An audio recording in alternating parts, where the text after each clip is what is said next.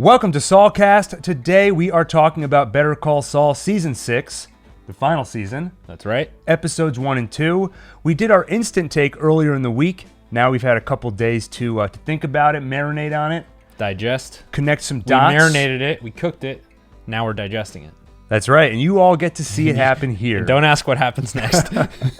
These episodes were titled Wine and Roses. That was episode 1. Episode 2 was Carrot and Stick. As always, I'm Gil, here with Adam. Hello. I forgot that it's not just on YouTube now. He's just waving at the screen. We're doing a silent podcast today. Yeah. And we've got... Just like they did in the 20s. That's right. Welcome to Saulcast. Today we're checking in on the boys, Jimmy McGill and Mike Ehrmantraut. That was pretty good. Thank you. Yeah. Daniel, who's this guy? Hey, what's up? This is our other brother, our younger brother. So as always, to kind of simplify things, we'll take it one storyline at a time. So we'll go through all of the Nacho, Mike, Gus stuff first, and then we'll check in on Jimmy and Kim. So let's not waste any more time. Let's jump right into it. So we see Nacho letting in Gus's world-class assassins, just like we saw last season, but this time, instead of witnessing the massacre, we follow Nacho as he runs north. Tyrus tells him they have a place arranged for him to hold up, and one thing I noticed is that Nacho on the phone, one of the first things he asks... It's like there were regular people in there. Right, and he's shown consistent concern. Yeah, there were a couple normies in there, some old people. What about them? Tyrus says, I have no update on that. And this is just like there's a clear-cut distinction between who are the characters we sympathize with on this show and who are the ones we don't. Now, there might be some weirdos out there who sympathize with Gus. I like Gus and find him an entertaining character, but it's hard to see humanity in him.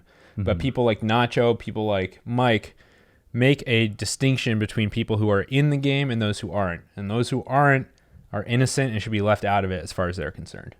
Right, and that'll come up a lot in these couple of episodes with Mike when we start to talk about Nacho's father. We see Lalo visit a couple of farmers who are living near the compound. One of those farmers looks a lot like Lalo. The man shaves his beard, leaves his mustache and soul patch at Lalo's request. So we bungled this one a little bit. Now we're not sure to what extent is this on us. Are we stupid? Maybe. Well, okay. The fact that we both didn't. Now, okay, it occurred to me, like, okay, maybe he had some kind of body double or something, especially like once we started reading the feedback from the instant take.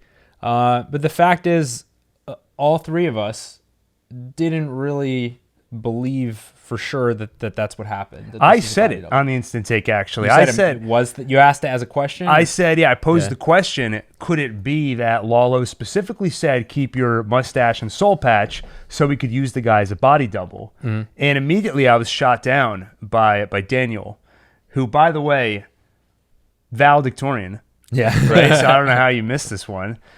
So I think we could have gotten there until, we gave him too much credit.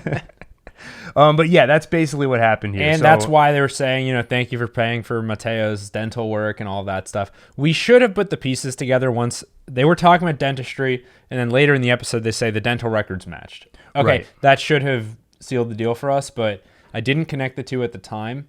And when they had her thank him for the dental stuff, mm-hmm. I thought they were just trying to show, this is another example of the two-sided nature of Lalo, which is he's kind of taking care of the people around him, his community. He genuinely seemed to like and care about the family at his compound that he lived with. Mm-hmm. But at the same time, he showed no grief, or really, he didn't seem to be... There was no sense of feeling that experience wasn't harrowing for him. Well, he kind of got out of it, didn't seem shaken up. He was still smiling. I know some of it's an act, but I thought it was just saying, look, here's like a nice thing he did for this guy. Maybe there's some other incentive behind it, but I didn't immediately later on make the connection between that and the dental records. But in retrospect, it's pretty obvious. Right. And just to make it clear, so I think we're talking as though everybody listening knows what happened, and they're like, waiting for us to explain ourselves, but I don't think everyone connected the dots. So what we saw here is that Lalo killed this couple, burned the man's body, and brought it back to the compound.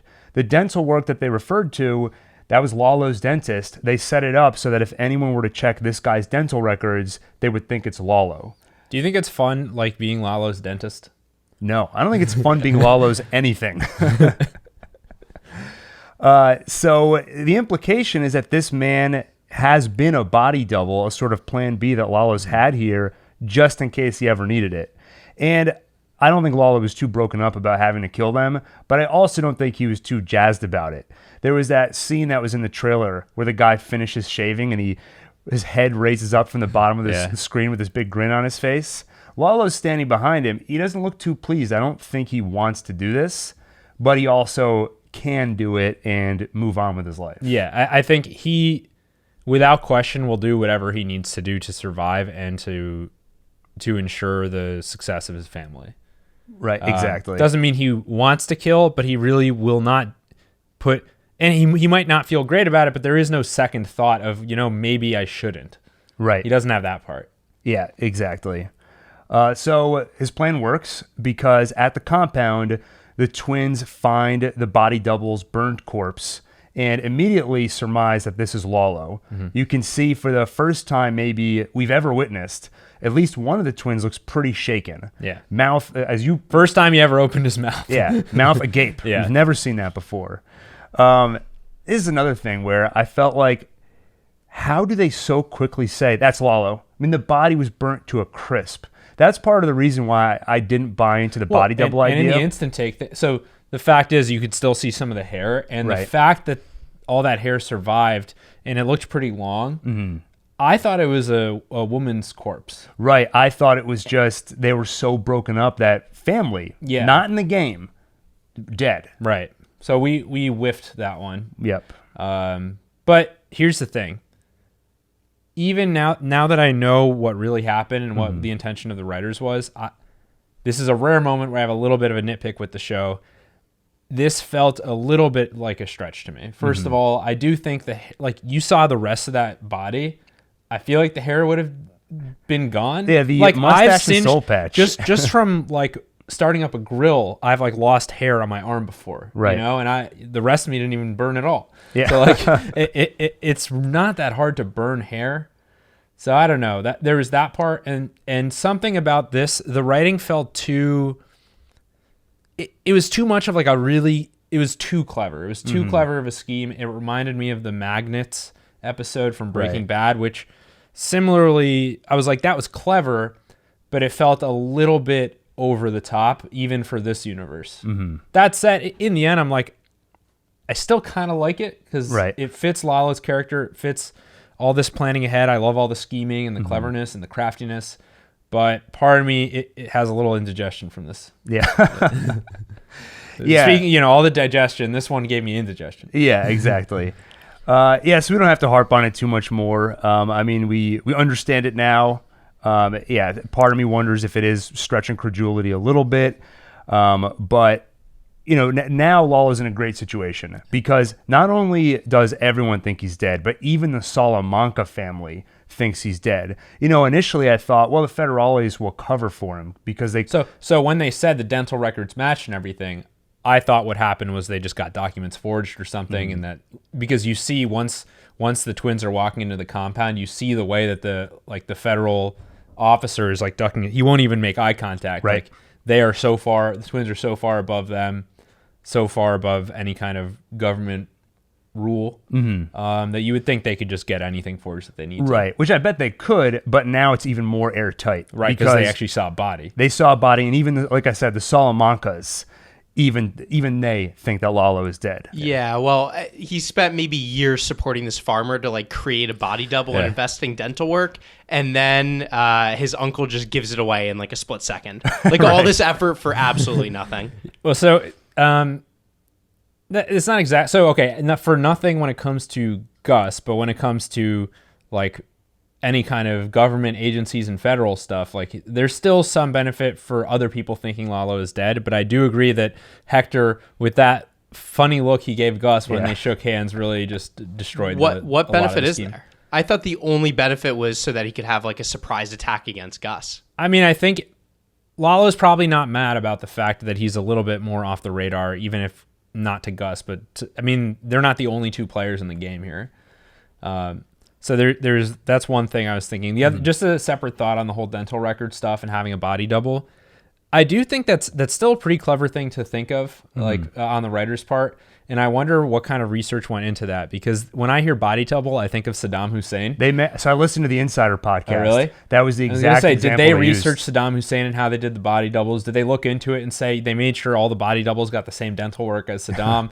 Yeah, I don't know how much research they did, but that was the example they used. That's funny. So maybe I'm just feeling a little defensive for not getting this whole body double scheme at the beginning, but it still feels kind of stupid to me. Is like, I'm not really sure I see a clear advantage here. I think we can rationalize some advantages, but to me, the main advantage the show highlighted and was harping on was Gus not knowing, and then they gave that away anyway.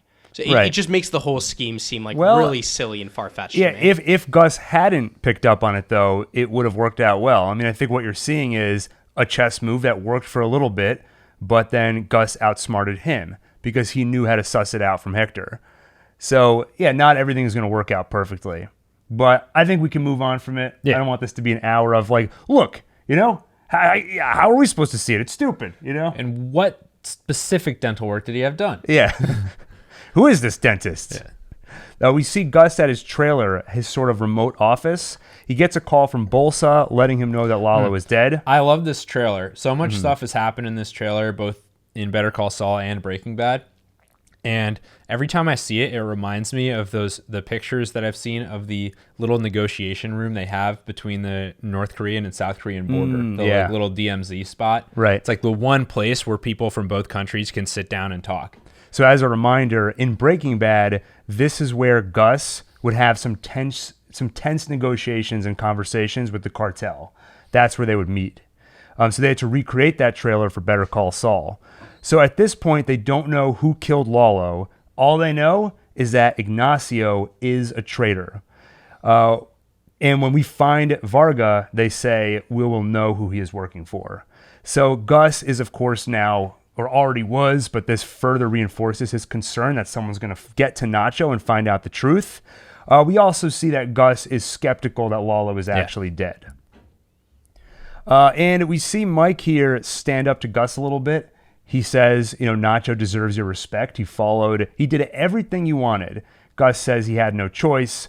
Mike says, regardless, he still played a tough game. It's interesting, that he says Nacho had no choice because, Gus, you're the reason he had no choice. And, I don't know, what does it take to earn Gus's respect? Do you think maybe he respects his henchmen? Because, look how unceremoniously he'll dispose of them when he needs to. Right, Victor with the box cutter. Yeah, so I don't know who does he respect. I can't really think of many people. Well, I think he does. He respects Mike. I think he respects Mike, and I don't think he's lying when he says Nacho has my respect.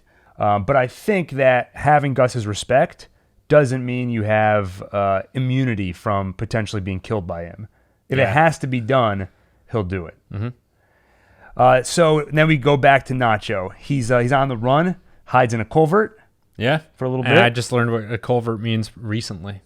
And what we originally learned back in season 5 of Better Call Saul, when Hank and Steve Gomez are going after all of the dead drops. Yeah, and they wonder about the origins of the word culvert.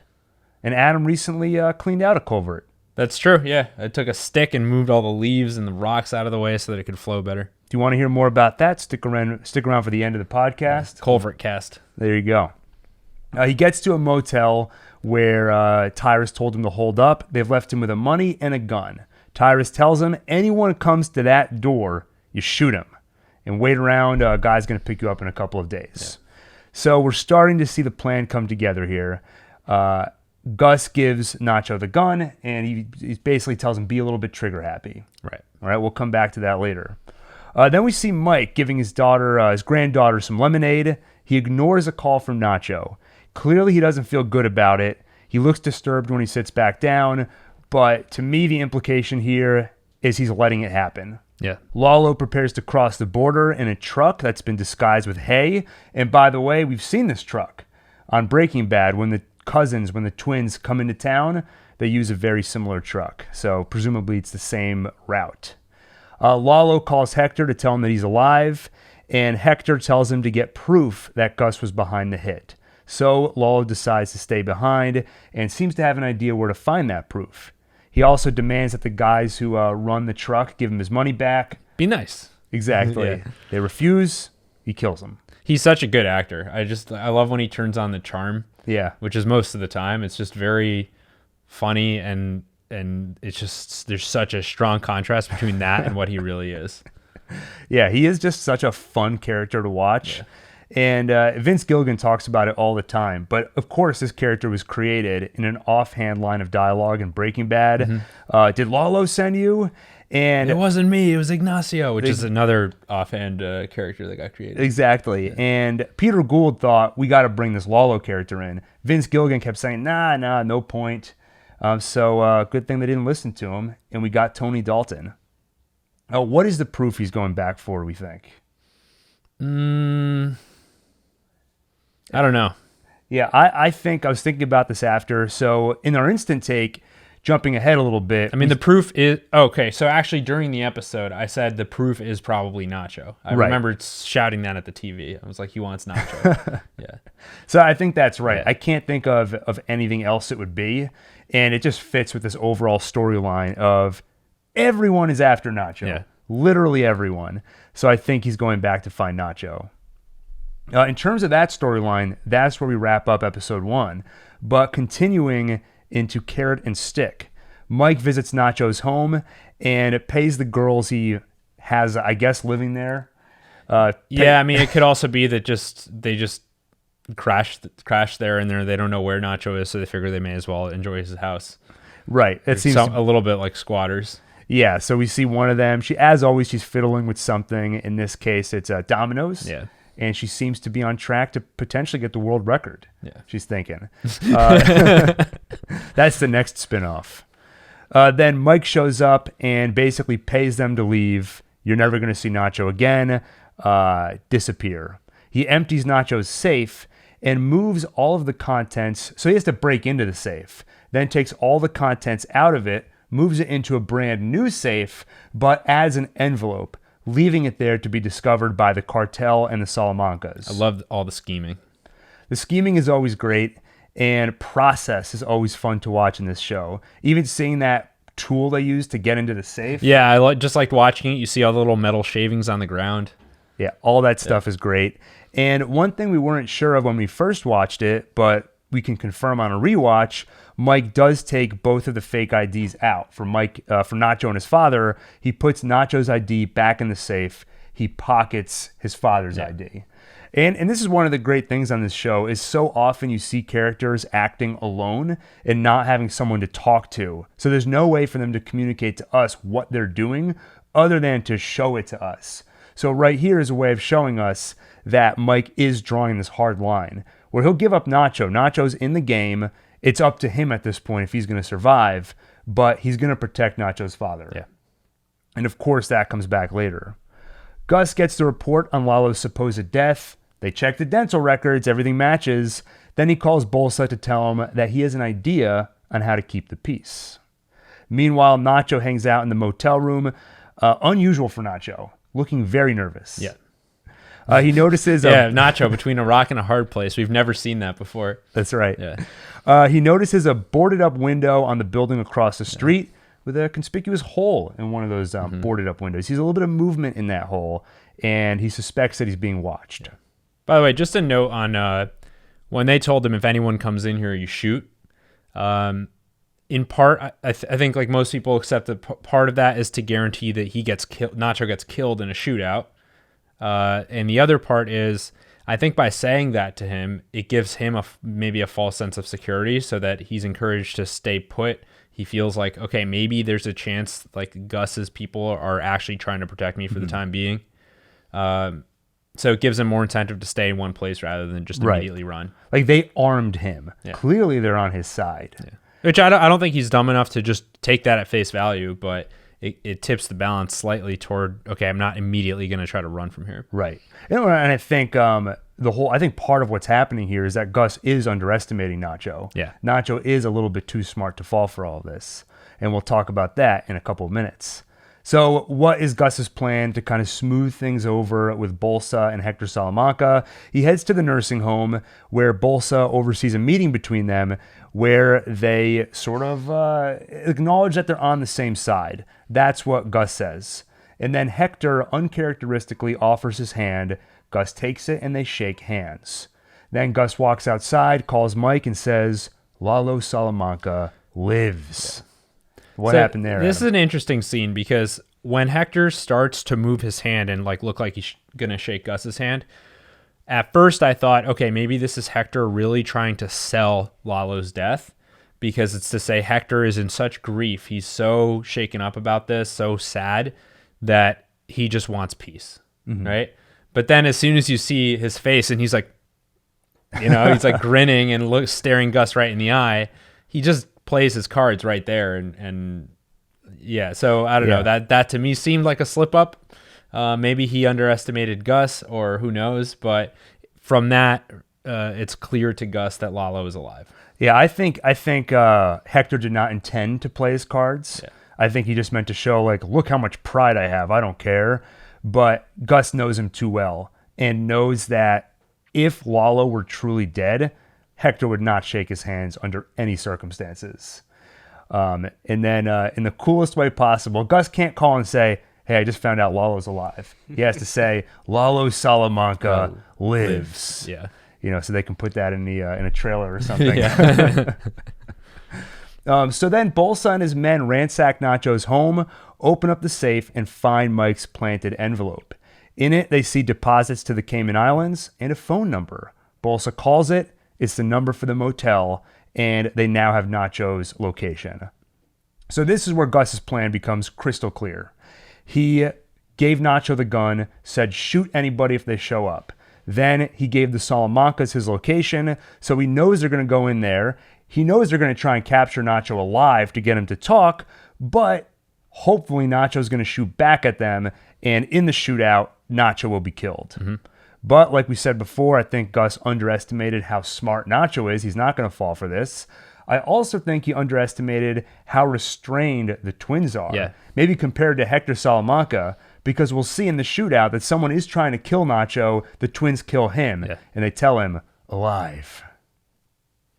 So, which he probably didn't hear that. Yeah, true. Wait, actually, where did the twins get the instruction to take Nacho in alive if they don't know that Lalo's still alive? Like, who told? Because Lalo's the one who knows he needs to go get proof.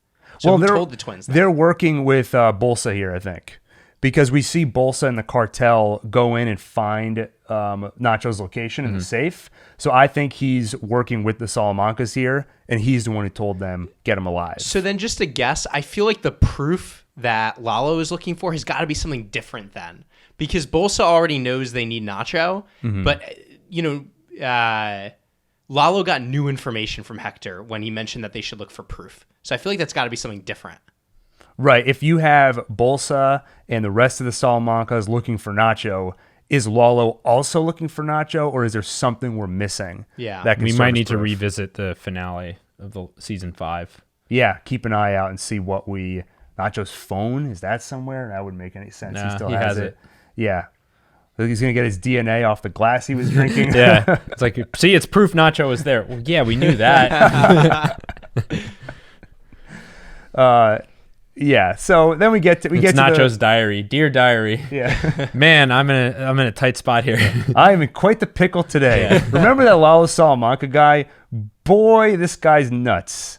So anyway, we get to the climax of the episode, where Nacho heads into the building across the street where the guy's watching him. He holds him up at gunpoint, and then he calls Tyrus, pretending to be panicked, like he's leaving. As soon as he makes that call, a couple of minutes later, the guy gets a call. So basically, he proved Tyrus thinks I'm trying to leave, so then he calls this guy watching me to confirm that I did. So clearly, he's working for Gus, and he realizes he's being double-crossed, and no one is on his side. So at the same time, Salamanca's people arrive, including the twins. They try to capture Nacho, very tense shootout. Nacho gets away, and like we mentioned before, the twins make sure that he doesn't die and try to capture him alive. Yeah, so for me, I would say Nacho's scenes in all of the Cartel storyline, these first couple of episodes, the scenes where we're with him are my favorite. Yeah. I mean, there's always tension when you're watching Nacho, and he's been on a tightrope for the last 3 seasons-ish, and it just keeps getting tighter and tighter. And now he's so squeezed where it's kind of the end of the line. He has to start acting on his own. It's no longer him just following Gus's orders. And in those cases, it's still interesting to watch because you're watching how is he going to act out those orders. Right. Like become friends with Lalo. How is he going to do that? But now, not only how is he going to survive, but he's on his own now. And it's interesting to finally see that. You know, here's a thought on this whole thing about proof. Mm-hmm. This is a bit of a tangent, but Yeah. Lalo was already suspicious of Jimmy, Saul Goodman, his lawyer. And in case you didn't know, that's who Jimmy is. And they did show Saul being tailed at the end of the episode. I don't know if that was Lalo himself. Probably not, because Lalo was staying in Mexico, which implies the proof is down there. So this might be a red herring. But I wonder if Saul's going to get caught up in this because Lalo knows that he wasn't telling the full story about what happened in the desert with the money. And he knows that Saul couldn't have survived it alone. Mm-hmm. And he probably suspects he was set up with being arrested and everything there. So he might be able to use Saul or get to him as some way of proving that this was done by Gus. Right. So that was my exact thought when we, in our instant take. Yeah. Rewatching, I think it's very, very unlikely that Lalo is the one. It wouldn't make sense, right? Because the whole point is we see him decide to stay in Mexico. Right. There's a very actually prominent shot where you see the sign for America, and he drives the other way. Yeah. Possible he would try to get someone else to follow him, but right now it seems like he's being very careful to ensure no one knows he's alive. That doesn't mean it's impossible, but that was my initial thought, that he was trying to get Jimmy because Jimmy would have at least proof that Gus is doing something in the background. Yeah. But we'll definitely come back to that. So Gus finds out that Nacho got away, and Mike offers some advice. Salamanca is clearly not going after Gus directly. He's going after Nacho. But Nacho is smart.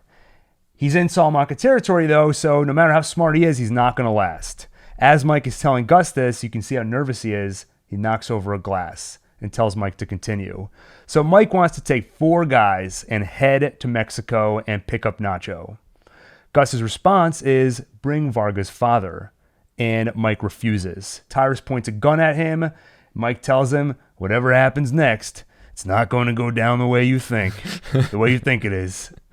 Then Nacho calls. Mike picks up, and after Gus gives him the okay, and Nacho wants to talk to Gus, basically. That's where this all ends. Now, what does bringing Nacho's father do? To me, we're going to hold Nacho's father hostage to basically tell Nacho, come to me, give yourself up. Yeah. Or we're going to kill your dad. Right. That part's almost even unnecessary because, like, Nacho already knows that there is an axe hanging over his father's head through all this. Mm-hmm. Yeah. But I guess it's right up in front of him, and that's been Gus's style, is to kill people in front of other people or at least threaten them. Right. To motivate them. Yeah, and they've had a gun to his father's head for years now, and at this point it's like old news. Nacho's like, I know, but now they're like, no, for real, we got him here, okay? I think this was my favorite scene in the first 2 episodes. So tense, and seeing a nervous Gus is unusual and makes things feel even more tense. And then it was just so gratifying to see Mike stand up to Gus. Because when it came to Nacho, Mike did stand up to him, but back down. Here, he is not going to back down. Yeah. And just seeing that was badass. And you don't often get to see people just stand up purely for something that is definitely good. Like, you'll be on Jimmy's side or Kim's side and want to see them succeed, but there's always some murkiness there. Mm-hmm. But here, Nacho's father should not die. And it's great to see somebody just take that hard line. Yeah. And it's also telling the fact that Tyrus pulls a gun on Mike immediately when he stands up to Gus. Yeah. Mm-hmm. Like, it shows nobody ever stands up to Gus. Mike is not a typical henchman. No. Yeah. He's not a button man, is what Mike said to Gus when he was going to hire him. He's like, what, I'm going to be a button man for a drug lord? No, he's more than that. He's the guy with his finger on the button. Okay, move on. Moving on. Let's go over to Jimmy and Kim. So the cold open, one of the most shocking things about it, no Gene. Instead, we see Saul Goodman's house being cleaned out. My assumption is that this is basically the authorities just collecting everything after his disappearance. But they fooled us into thinking it was Gene because the first couple... So I think the camera was in color the entire time, was my impression, but the ties they were throwing in started off just as ties that happened to be black and white. And the ties gradually gained color, and I think it was just the different colored ties. I don't think it had anything to do with the camera, which I thought was a cool way to throw us for a loop. And you are 100% correct. I love this whole scene. I thought it perfectly set the tone. It uses the song Days of Wine and Roses, which gives you that nostalgic feeling. The good times are over. And I think the Gene sequences have often been sort of a tone setter because it's such a slow drip of plot that, yes, we're watching to see what happens, but we get so little each season that it, more than just saying here's the next step in the Gene storyline, it just sets a tone of here's where it's all heading. And it makes you be like, y'all got any more of them Gene sequences? Right. So I thought this was awesome. Though it does give us a little bit of information. It is our first look into Saul's personal life. Yes. Decadence. That's a good word for it. Right? Yeah. Golden toilet. We do see an indication that there was a girl around. Whether True. it was Kim or not, we don't know. Viagra on the counter. That's a bunch right. of other pills. Yeah, which I wrote down all the pills. I was going to quiz good. you, actually. Okay, awesome. And we see the tequila stopper, of course. It falls out. Yeah, but here's the thing. It just kind of falls out among all of their things and objects. Like, it didn't seem like it was any kind of special place. Well, it's hard to say because they were putting basically a big desk or an armoire. True. Kim tended to keep it in her desk back at when she was working for a day Schweikart and Coakley. Schweikart and Coakley, that's right. So this could go either way. That doesn't mean Kim is there. That Don could have belonged to anyone. That's right. Could have belonged to Jimmy. Exactly. So the stopper, maybe it was just left there. They already showed her throw the mug with the bullet hole into the trash. So maybe her sentimental attachments to these things is changing. Maybe that was meant to say, you know, the fact that the stopper's there doesn't mean she cared about it anymore or would hold on to it. It could be that Jimmy held on to it as a keepsake to remember Kim. Right. No longer has that second best lawyer mug. Still, I would love if it turned out Kim was there through all of Breaking Bad because that would be a big twist because I always just perceived him as not having any close ties with anyone. He also referenced having multiple marriages and right. What did he say? His wife cheated on him with his uncle or something? Or his stepfather, I think. Yeah.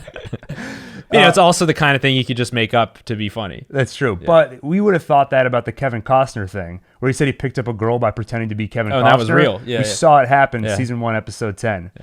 Yeah. So I think let's talk about the stopper. I think you gave a couple possible theories. For me, there's sort of 3 possible scenarios. One, the stopper was still important to Kim, but she left it in a rush. Maybe when Jimmy disappeared, maybe Kim also disappeared, but they made sure to go separately, so they weren't together. Who knows? Maybe she's dead, and Jimmy held on to it. Or, like you pointed out, she might just not care about the stopper anymore. Maybe she left Jimmy, and it's not important to her, just like that mug was no longer important to her. Either way, it's a very intriguing thing to end on in that cold open. Also, by the way, fun fact, there was no stopper. CGI. What? I guess they couldn't get it to land right. Wow. And I think meanwhile, they were able to throw the pizza on the roof in Breaking Bad. Right, in one take, the first try, right? And they were planning to rig it with all these wires and stuff. Yeah. Meanwhile, they had to CGI the stopper just to fall on the curb. I love how often they show, not how often, but the curb and things falling onto the curb. Like, they do the stopper. They had Jimmy with the ice cream. In both of these, in that episode with the ice cream, they had the ants crawling all over it. Right. Just how they had a really close-up, zoomed-in shot of the ant on the guy's thumb, on the assassin's thumb. So I just love all the visual motifs that they use. Yeah, a lot of slow zoom-ins and slow zoom-outs. All that stuff is great. So the scene obviously looked awesome. It set things up great tonally. It does give us a little bit of intriguing information. Tons of Easter eggs, too. So first off, just a couple of kind of movie references.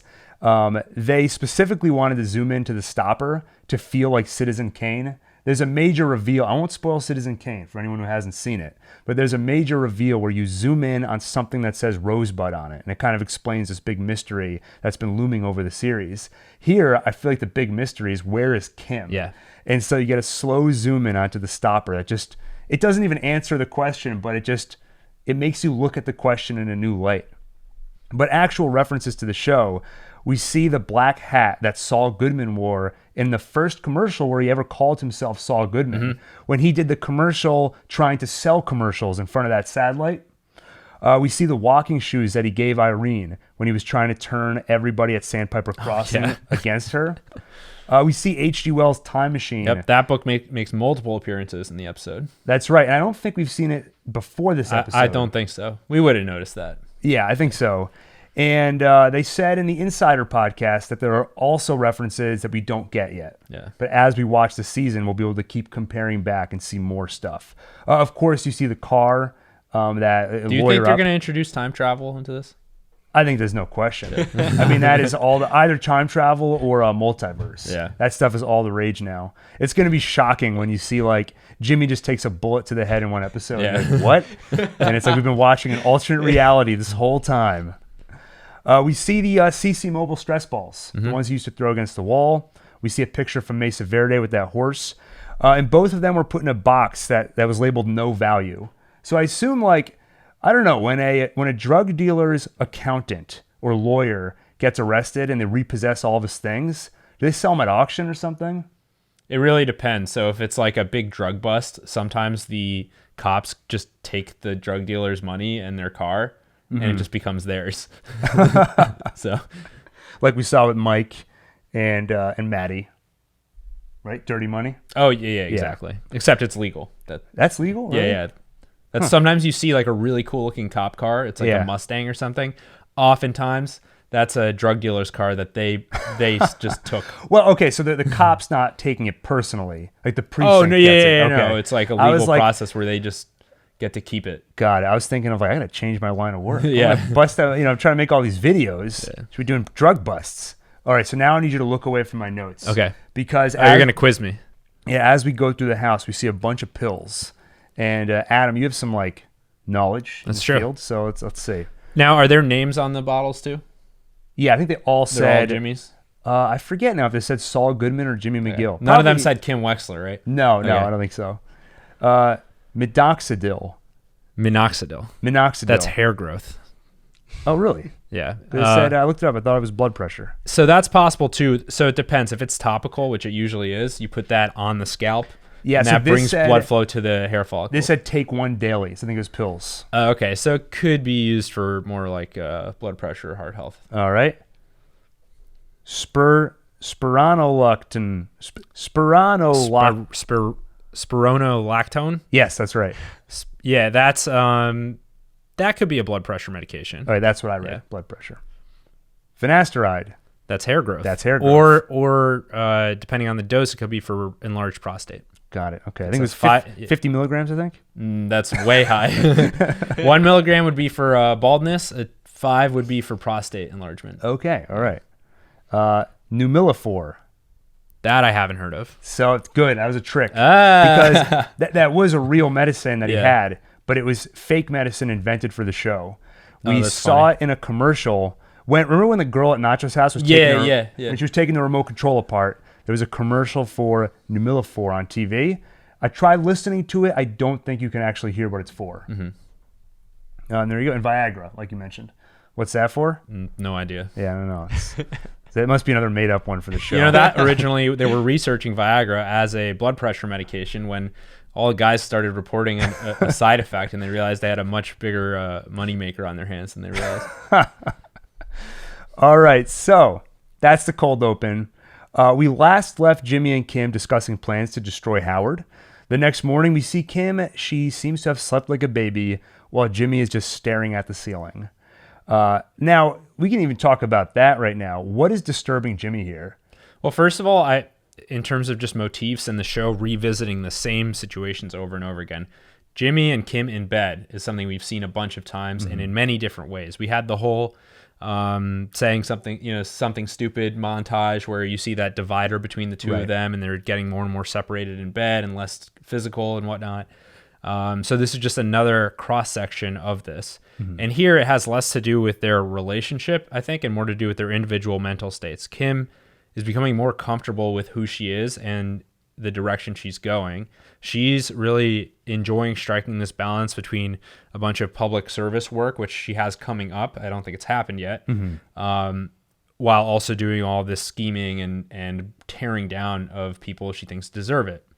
Meanwhile, Jimmy, I think, faced mortal fear very recently, and is, I think, starting to question the safety of the direction he's going and what it's all for. Right. And I do think on top of all that, the Howard scheme, he's not sure he wants to do that. He's also probably a little bit scared what he saw from Kim, because she is not the person that he thought she was. So, Part of the allure of that relationship for Jimmy, I think, was being the one to get to be the devil on her shoulder and get her to kind of like, quote unquote, roll around in the mud with him sometimes. He was supposed to be the bad boy. Yeah. And so this, at minimum, he's flummoxed because this is just he's starting to notice a reversal. Exactly. And we see on the way out of the house, so they get ready for their day. Jimmy lends her a suit for one of her clients, or a sports coat. And outside, like we mentioned earlier, she throws away the second best lawyer mug. So if you need a reminder on that mug and why we brought it up a few times, Kim gave it to Jimmy originally in season 2 when he got the Davison, Maine job. She wrote in the word second, so it was second best lawyer. She gave it to him again in season 5 when he was reinstated as a lawyer. And then she added the word again. Again, exactly. You could do a whole video on Better Call Saul, the importance of garbage. Yeah, that's true. You have Jimmy digging through the trash earlier in the series looking for shredded evidence. You have them taking the cardboard cutout and putting him in the dumpster in the opening montage of this episode. Right. You have her throwing the mug in the trash also in this episode. They definitely love the symbolism. Yeah. You could do a whole other video on toilets too. That's true, yeah. Toilet paper. That's true, oh, yeah. So the camera lingers on the trash of the mug in there. So, I don't know, what do you think they're trying to tell us with this mug in the garbage? So there's a couple of things here. One, technically this mug is evidence, right? That said, if that was her reason for disposing of it, you would think she would be a little more careful about it, or just ensure no one's going to find it, or just really destroy it. Then again, who's going to find this random thing in the trash, and how are they ever going to connect it to him? So maybe, so that's one part. The other part is throwing away the past, forgetting, like after all this happened, she was like, nothing like this is going to happen again, right? And Saul didn't seem convinced, but so it could be kind of moving on from this, forgetting it happened, like letting go of the fear that came with it. Well, and I think there's like a casualness to it also that makes it feel pretty gross, right? Yeah. It's like she doesn't really care that Saul just went through a near-death experience. And and not only that, but afterward, that mug mattered enough to him that he slowed down the process of pushing the car into the Cravine so he could go grab it. That's right. So I think... I said Cravine, but I think it's Ravine. Yeah. So I thought Ravine, and then I was like, wow, I guess this is like a specific subclass where it's a Cravine. I think thematically, it's sort of her throwing away this more innocent time in their lives, because that mug, you look back at what it was. It was a gift when she was happy for him to be a lawyer, and now that's in the trash. Like, I don't think either of them look at themselves as lawyers in the strictest sense anymore. Yeah, I think that neither of them are really in it for the sanctity of the law like Chuck was. They both see it now as a tool. For Kim, it's a tool to help people that need it. For Jimmy, I don't know, it's kind of hard to tell. It's a tool to make money. I almost feel like that's kind of his primary motivation. I think now when he's doing things like striking against Howard, that's Kim pushing him into it. Yeah. And then I do think there is, like you said, Daniel, a character dynamic here too, where this mug was important to Jimmy, it's not important to Kim. So what does that say? What is important to him and not to her? You know, so well, she could be losing her sense of sentimentality either in general or toward their relationship or toward the law. It's hard to say, but I think at some point we'll be able to know. At some point we'll know for sure whether that had something to do with why the stopper was in that drawer, why it fell out, I mean, we know physically why it fell out, but like it's also symbolic. I think there might also be some interesting parallels in how their relationship is developing versus Jimmy's relationship with his brother. Of, they both, Kim and Jimmy's brother, showed a lot of respect for the law. And I think Jimmy kind of liked that, or that attachment, and he always wanted to show, like, he wanted to feel like he's doing the right thing in their eyes. And now Kim is losing that respect for the law. It's like, what does Jimmy have to keep him grounded anymore as well? And Jimmy's brother's name is Chuck, by the way. Chuck. Yeah. At the courthouse, Jimmy has a run-in with the DA and the detective. They question him about De Guzman. We don't think this guy is who you said he is. Jimmy defends him, but he accidentally says Lalo. Yeah. And before Jimmy goes up to the DA and the detective, you see him kind of squeeze his suitcase. So another sign that he's not quite himself. He has to psych himself up. I mean, I think he's still kind of traumatized. Absolutely. Yeah. Like, he needs that therapist that Howard is seeing. That's right. Yeah. I mean, even in Bad Choice Road, the thing that prompted the conversation where Mike explained to him, we all make choices, that was prompted by Jimmy asking, when does this go away? Yeah. He is traumatized. Him saying Lalo is a big oh crap moment. And then right after that, Jimmy sits in a big empty room by himself. And I think he's sitting there saying, I really need to pull myself together. Later at the restaurant, Kim is in high spirits. She just had the best day of her life. She corrects herself. Professional life. That's right, but it's a great day. Yeah. She's helping people who can't afford great representation. And now, because they got married, she has to say that. She has to clarify that. That's how I read that. She was like, the best professional day. Yeah. Even though them getting married... It's unceremonious. Yeah, and also kind of their part of their profession. Yeah. Well, that's the thing. For them, that there really is no concrete line between personal and professional life anymore. Yeah, that's right. Kim also starts to question him. She says, Saul Goodman drives a brown Ford. Wouldn't he drive something with a little more flair? And also, Saul Goodman should have a nice office. This was the first time when I started to think maybe Kim was around during Breaking Bad. It might explain the opulence of his house that we saw. Right, with all the statues and the art and the golden toilet. That could be all of her saying, what kind of house would Saul Goodman have?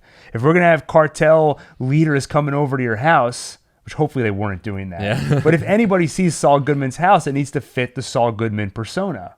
So it's possible that she was kind of a puppet master. Kim wants to discuss the Howard plan, and Jimmy's initial reaction is, oh, so we're doing that, huh? And she says, we should do it, right? And he basically says, yeah, sure. And so they go along with it, but he's clearly hesitant. And then she says they should start with Cliff, cut to an external shot of the restaurant where we can't hear what they're saying. Which I thought was an interesting choice because it's kind of unusual for Better Call Saul to kind of so blatantly say something is happening and we are just not showing it to you. Right. And in this case, I think they did it just for humor so that we could better enjoy the suspense of wondering what is Jimmy up to? What is going on in this golf club?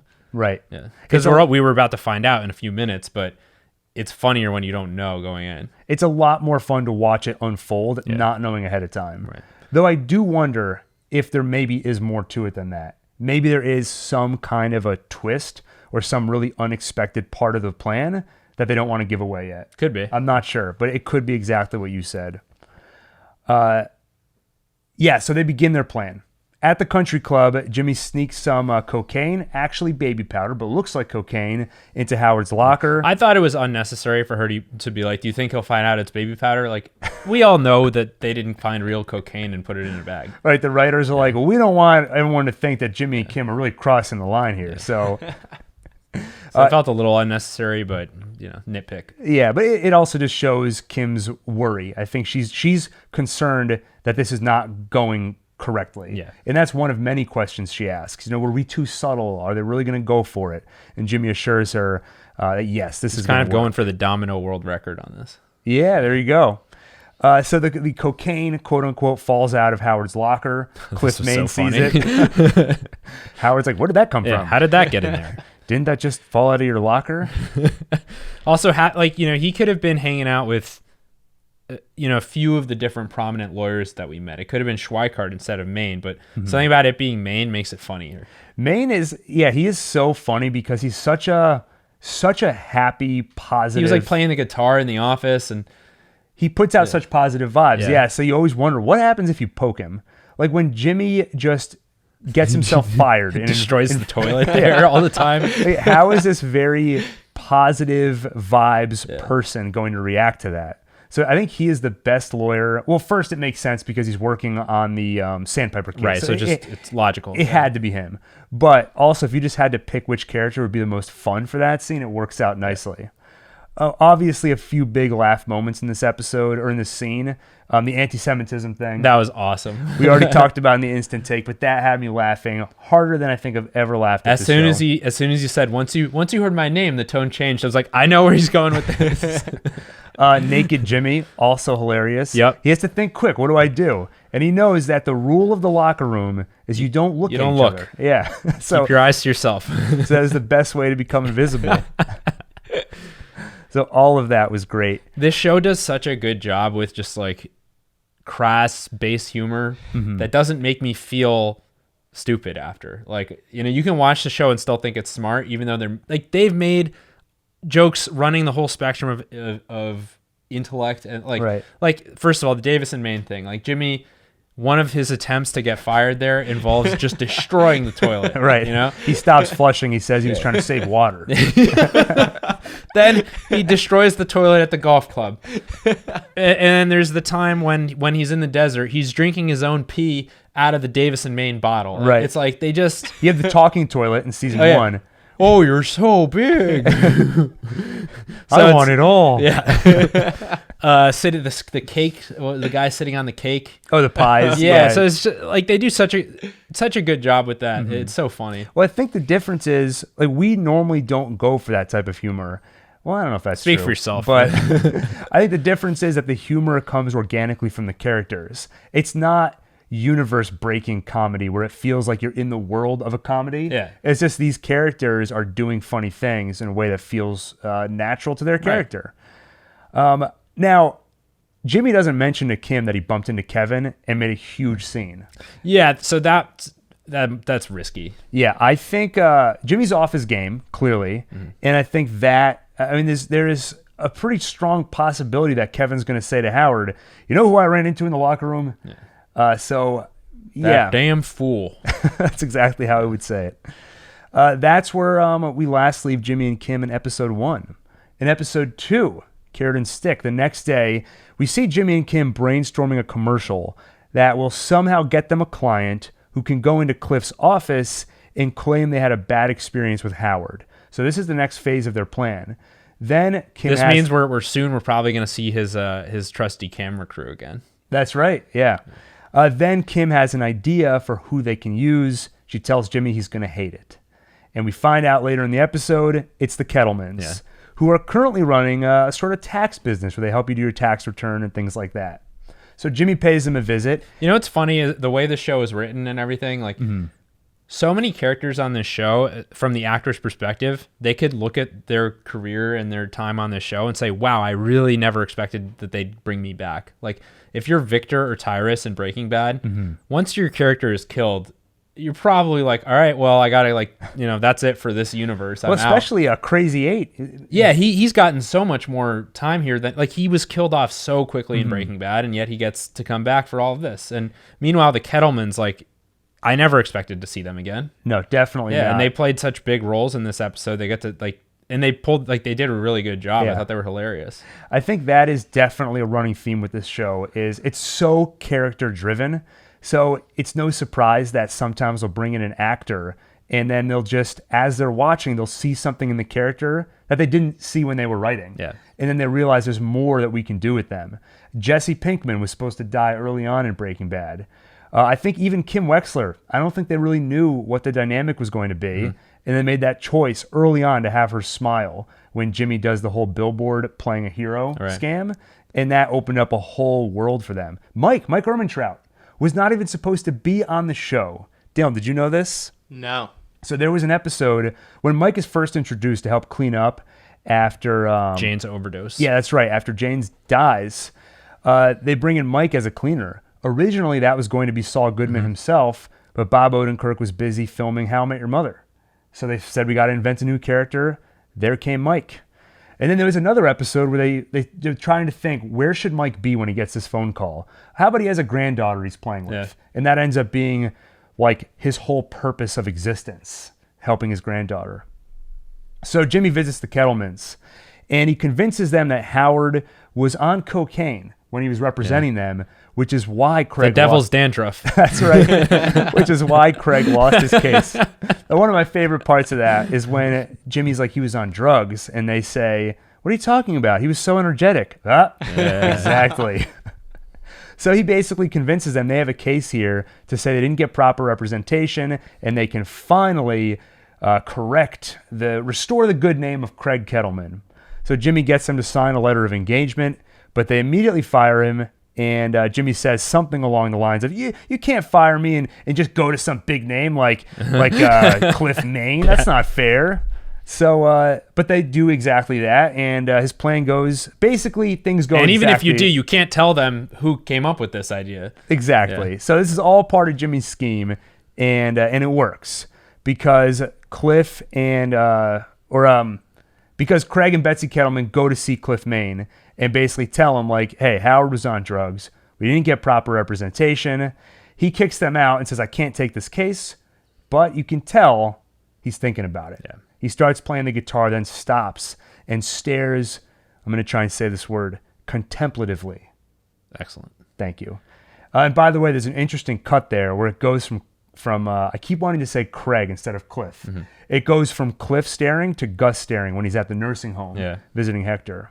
Before we move on from the Kettlemans here, we should talk about some seeds planted for Saul Goodman. The Statue of Liberty at the Kettleman's place, which was literally the same Statue of Liberty from Breaking Bad. They went and got it out of storage. So either he's going to obtain that Statue of Liberty or at least gives him the idea. Which, just as a tangent, so that's the Statue of Liberty that always appears in the starting to the show.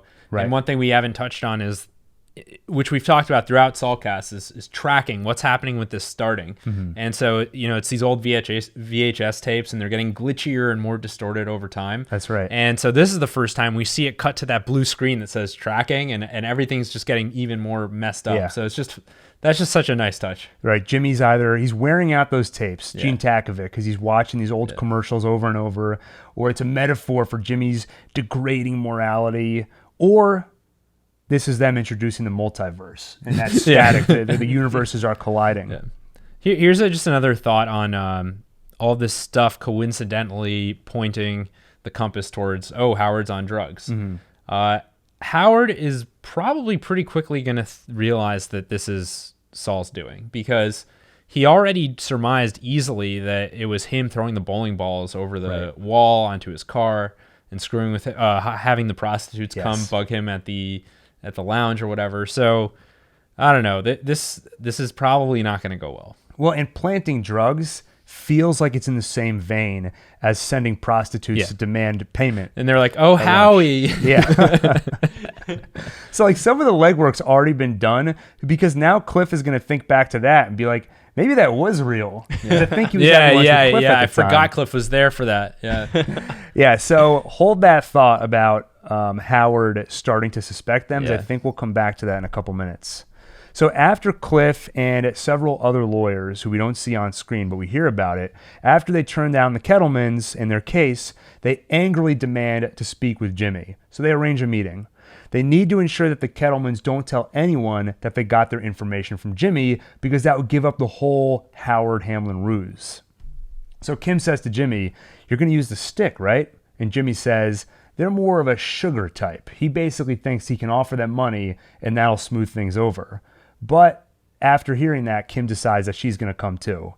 So I didn't pick up on it on the first viewing, but looking at it again, I think she decided to come once Jimmy said he's going to use sugar, use the carrot instead of the stick, because she doesn't think Jimmy has it in him to do what's necessary. And that's again where I start to think, could she be behind Saul Goodman, At the meeting, the Kettlemans know that they were just used by him to character assassinate just Howard. A thought on that. Yeah. So there is a chance that the way her character evolves is she never really dirties her hands anymore and really just operates through Saul Goodman. So her full professional life is all this pro bono work and like helping the public. Mm-hmm. And yet she's really satisfying this other side of her completely vicariously through Jimmy. Jimmy and Saul Goodman always had a Bluetooth in.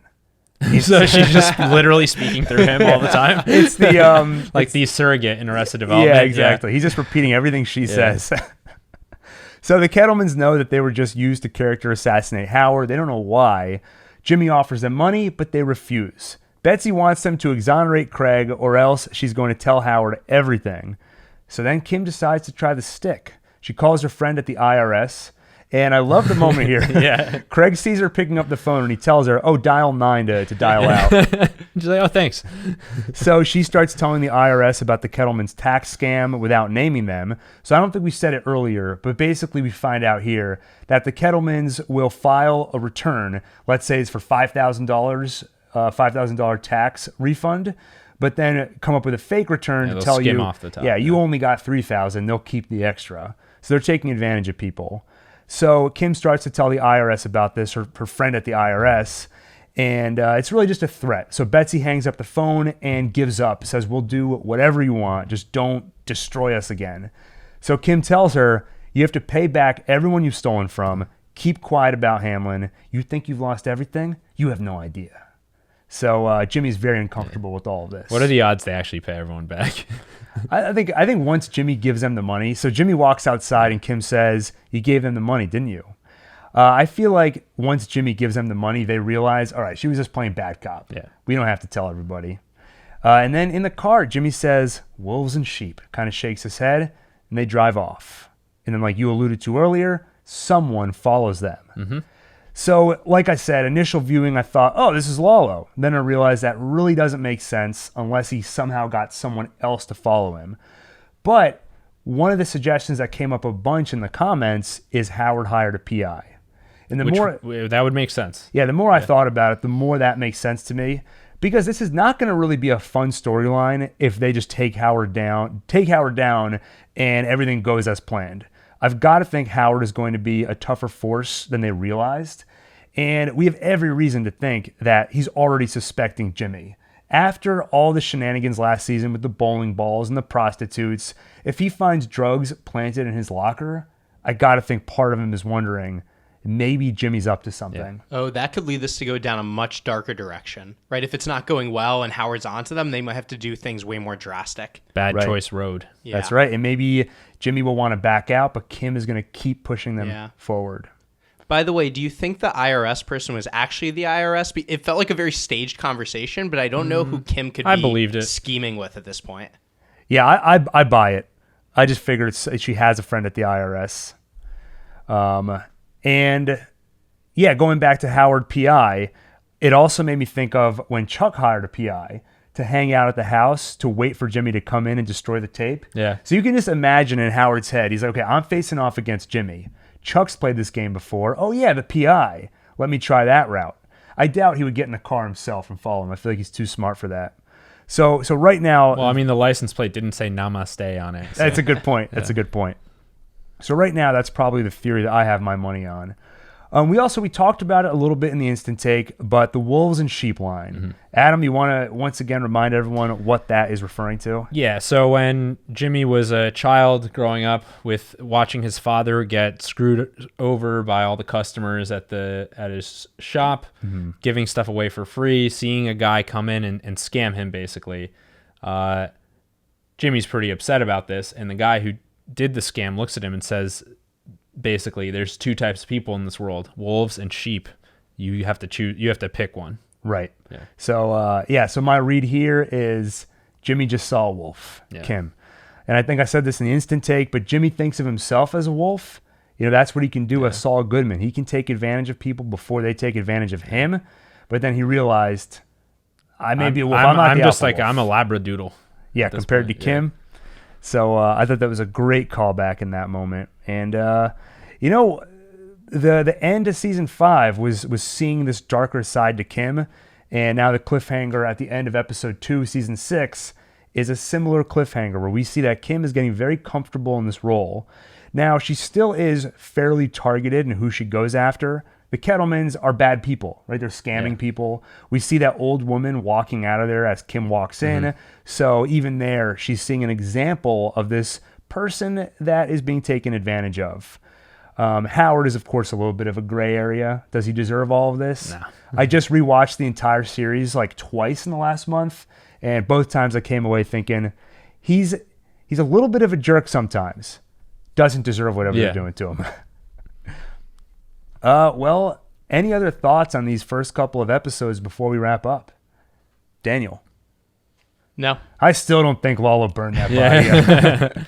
A great start to the season. Yeah, great start to the season. All the chess pieces are in motion. Like, you can just feel everything's going to collide and blow up. Everyone in this show is playing a game of chess, which is why it's easy to miss things sometimes and why it's great to watch the episodes twice. Because it's people playing chess, but we're watching it all happen. Yeah. No one's talking about it. We're not hearing them discuss the strategy, so it's really interesting to watch. The only thing better than watching a Better Call Saul episode twice is watching an episode of Saulcast twice. That's right. Great use of the word watch, because if you're listening to our voices and you want to see us, click the link in the show notes. It'll take you to our YouTube channel, One Take, where you can actually watch the episodes, maybe the occasional live stream or watch party. We've done some fun stuff in the past. We have jean costumes that we wear sometimes. That's right. We did a feat of strength where we tried to carry bags across the desert. Yeah. One of us ended up with a big bruise. I forget who that was. I think it was me. Yeah, we've got pictures of it. Yeah. If you're watching this on YouTube, before we go to that, I wanted to bring one more thing up. Would you consider it a spoiler if they've publicly released the titles of the next 2 episodes? No, but we can at least give people fair warning that we're about to discuss them. Okay, do you mind hearing them? No. Okay, Daniel? It's okay. All right, so I'm about to reveal the title for the next 2 episodes, not because it gives much of a hint of what's going to happen, but because we know that on Breaking Bad and Better Call Saul, these writers like to have fun with episode titles. Season 2 of Breaking Bad, there were 4 episodes that began with a black and white flash forward. 747 down over ABQ. Right? Those were the 4 different episode titles. If you put them together, it basically tells you what happens at the end of the season. The plane crash. Season 1 of Better Call Saul, every episode ended with an O. Except for Alpine Shepherd Boy, I think they couldn't get the rights to Jell-O or something like that.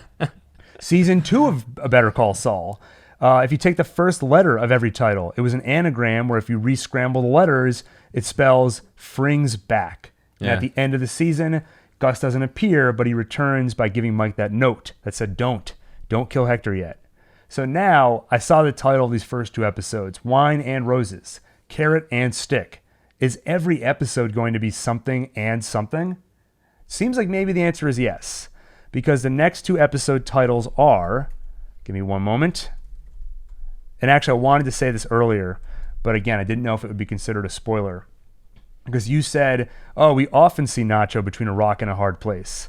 And I think that is the title of episode 3. No way. Yeah, let me see. Okay, so the title to episode 3 is Rock and Hard Place. All right. And episode 4 is Hit and Run. Oh. Directed by Ray Seahorn, by the way. I see that right there. That's interesting. Yeah, her directorial debut. And there's going to be an episode directed also by Giancarlo Esposito. Yeah, episode 6. So that's cool. So that's cool. And it does put a hole in one theory I had, which is in season 2 of Breaking Bad, there was an episode titled Better Call Saul. And I wondered if there was going to be an episode of Better Call Saul titled Breaking Bad. There still can be. Not every... Oh, because of the and? Yeah. Breaking and Bad. That's right. Yeah. Or it'll be like one episode's Breaking and Entering, then the next episode will be Good and Bad or something. I don't know, something like that. We'll see. Okay, with that, if you're watching this on YouTube, if you enjoyed this video, please like, subscribe, and hit the bell icon for more. If you prefer to listen to this as a podcast, see the description. Saulcast is a podcast, and you can listen to it on any podcast app. If you're doing that and you want to help us out, go into the Apple Podcast app and stars. Give us some stars. Stars, reviews. Yeah, all that good stuff. So with that, thank you for... Oh, no, this isn't One Take. Yeah, we have a different closeout thing. Oh, yeah. I'm Gil. I'm Adam. I'm Daniel. And this is Saulcast. Saulcast. So here's one thought on this. Mm-hmm. Crap, I lost my train of thought. Hold on.